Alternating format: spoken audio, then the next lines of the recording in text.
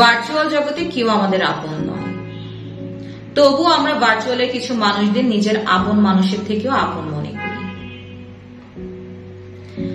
আমরা যাকে এত আপন মনে করি ভুলে যাই এটা ভার্চুয়াল জগৎ। ঠিক তারাই প্রতারণা করে আমাদের সাথে। ভার্চুয়ালে ভাই বোন বন্ধু কিংবা প্রেমিক প্রেমিকা সবকিছুর মাঝে একটা সার্থকতা থাকে।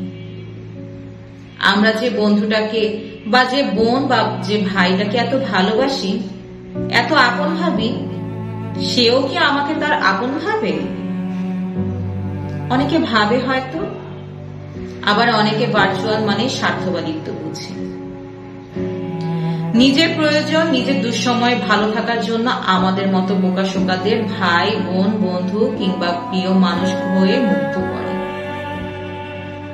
আবার দুঃসময় কেটে গেলে সুসময় চলে আসতে ছুঁড়ে ফেলে দেয়।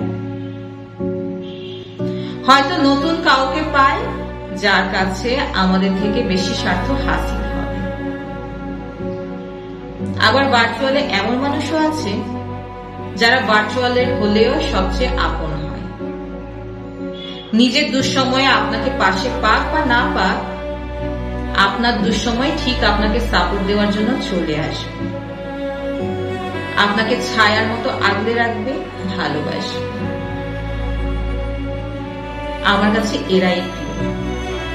আর এই সম্পর্কগুলোতে কোনো স্বার্থকতা নেই, যেখানে আছে ভাই বোন বন্ধু কিংবা প্রেমিক প্রেমিকা, প্রত্যেকের স্থান থেকে সম্মানবোধ ও ভালোবাসা।